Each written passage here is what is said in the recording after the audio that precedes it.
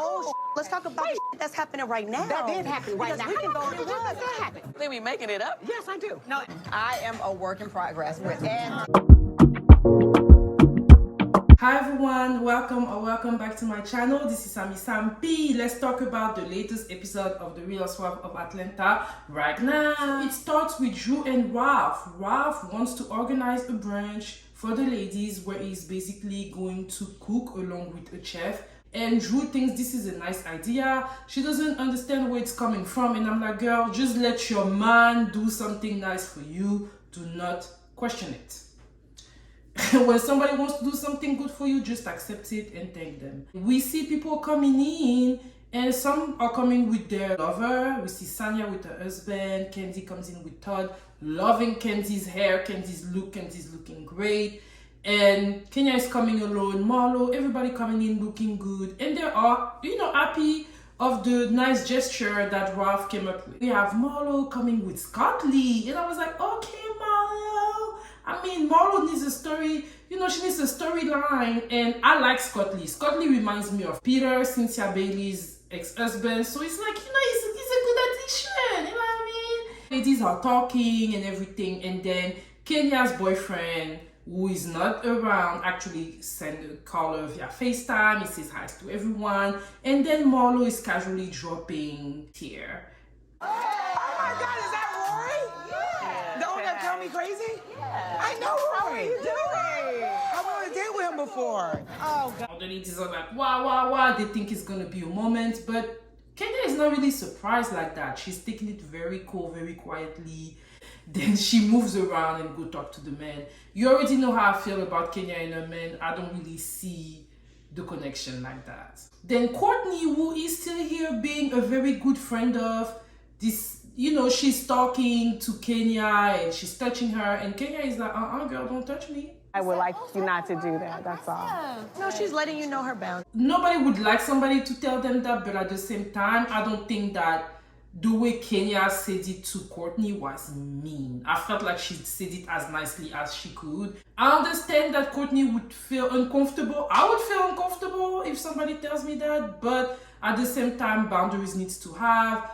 Drew did intervene and was like, that's not against you, that's just how she is. Just take it like that and move on.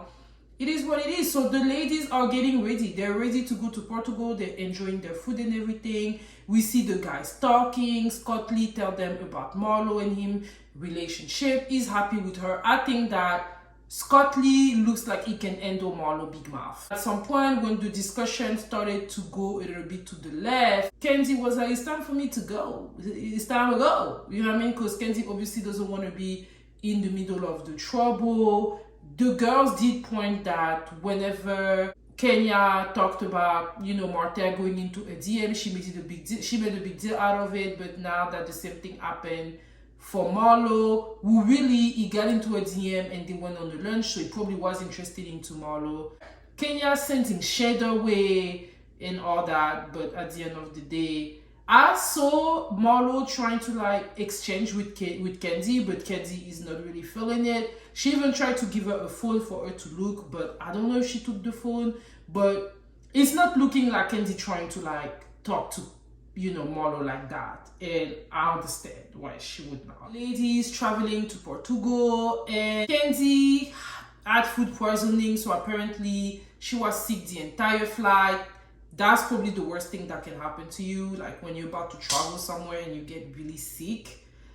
I wouldn't wish that to my worst enemy, and having to do number 2 in those small restroom. Granted, they probably were traveling first class, but how big those restrooms are going to be in first class anyway, or even in business. They made it to the hotel. The hotel is looking beautiful. Sheree did a good job in choosing the hotel, the destination. So then Algarve, Portugal. The first time I heard about a place called Algarve in Portugal was because there is a festival called Afro Nation that is happening there, and that's when I was like, okay, Portugal has beaches and places where people go and you can have a good time, and they also have a festival there going on. So yeah, it's looking good. I just don't know how the place is going to help Sheree with the healing that she's talking about. Like, is it because it's a nice scenery, or is there like specific medication there or specific plant that Sheree is exciting to have and that's going to help in her healing? I'm wondering, but I do smell a little bit of BS in Sheree's explanation. She's just trying to find a way to make it look like, you know, we're doing this, we're doing that, but I'm not buying it. So yeah, the girls are full swing filming. So as soon as they arrive to the hotel, the ladies are seeing their rooms. The rooms are looking beautiful, and dresses are made, of course, so everybody goes to each other's room and they talk about whatever gossip going on. We see Drew talking with Monera, and Drew is saying the dumbest shit ever, talking about, I've never been to Africa, but I've been to South Africa. Girl, like the hell. No, girl, do better. Go back. Take your kids' geography books, and it's gonna help you understand that you effectively have been to Africa. I love the fact that Monera seems to be more aware, and that she even has an orphanage, you know, in Swazi. I'm like, girl, yes, do your thing, do your thing, do your thing. Kenya and Kandi talking about Marlo going on a date with her current boyfriend. She said that basically she was already aware of it, which is why she was not surprised when Marlo brought it up.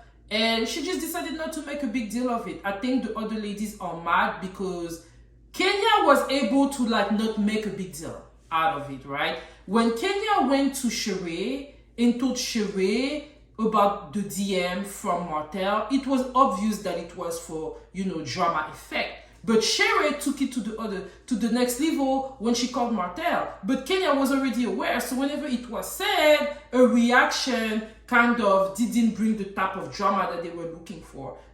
Personally, I feel like Kenya was just smart. You know what I mean? It's not her fault if when she did it to you all, you all fell for it. But then when you're trying to do the same to you, it's not working. Let's just be honest. So she's sending shade toward Marlo, talking about he knew that she was not, you know, the woman for him or whatever. And I'm like, girl, let me zip my mouth. But then on the other side, we see Marlo, you know, responding to Kenya. Like, yeah, but baby, listen. I've been around her 10 years, and they probably only seen one man, if that. We done seen 100 with her, 100. And everybody know what not to like with her. That was a shade. That shade was funny because it was also true. It is what it is. Definitely sending mad shade to each other. And yes, Marlo, there's a reason why we don't see your men, right? There's a reason, right? And the ladies go to dinner. And one thing about Portugal, it is known for the food. Everybody that I know that went to Portugal told me how delicious the food is. They have very good seafood. As we can see, when they get to that restaurant, they're presenting all the seafood to them so that they can kind of like make their choices and stuff. All the ladies are looking beautiful. They all sit down.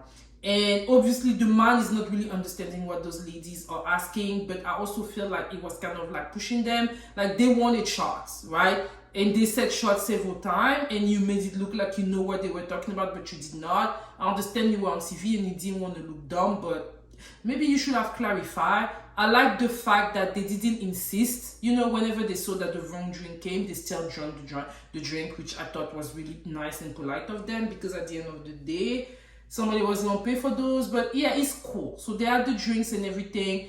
They're ordering their food, and I'm like, why you ordering steak in a seafood restaurant? I mean, they probably wanted steak, but I'm like, if I'm going to go to a restaurant and it is known to be specialized in seafood, I'm going to have seafood.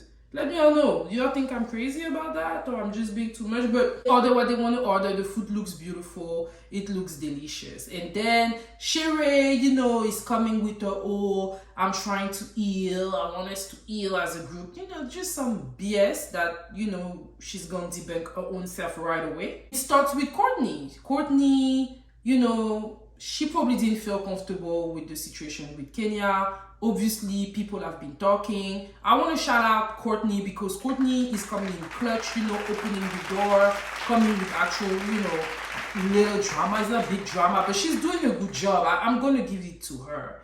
And she's saying to Kenya that she didn't really like the vibe about her, you know, telling her not to touch her. She's giving mean girl vibe. And Kenya told her, listen, it was not against you. I just felt at some point when you were touching me. I wasn't sure if you were touching me to be genuine or if you were being a mean girl. Then Kenya thanked Drew for intervening here. Just simply saying that's a boundary. So I do appreciate you being And I said that too. Sometimes we have to hear what people are saying. Well, this is her boundary. To be honest, Kenya is a lot of things, but this time I didn't feel that she was necessarily trying to be mean to Courtney. She may not like Courtney because of the way Courtney entered the group. Let's just be real. Courtney entered the group basically beyond the fake drama with Kandi. So yeah, they're probably looking at her a little bit like side-eyed, not being sure, but if you don't want somebody to touch you, it's gonna be really hard to say it in a way that the person is not gonna take offense. Drew brought up the fact that talking to people about the lawsuit that she had with the girl that wanted to cook for her and everything. Actually, that was the first time, well, I don't know if it's the first time, but Sheree did bring it up during the brunch that they had.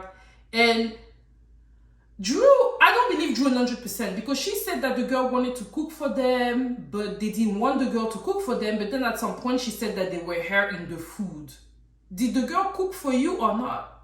I think the girl probably cooked for them. She saw her in the food and didn't want to pay or something like that. So the girl is suing for $1,000. Sheree has been talking about it because she's still mad at Drew because Drew divulged that after she and Sheree came at the last reunion, they took all the stuff back that were gifted to them on camera.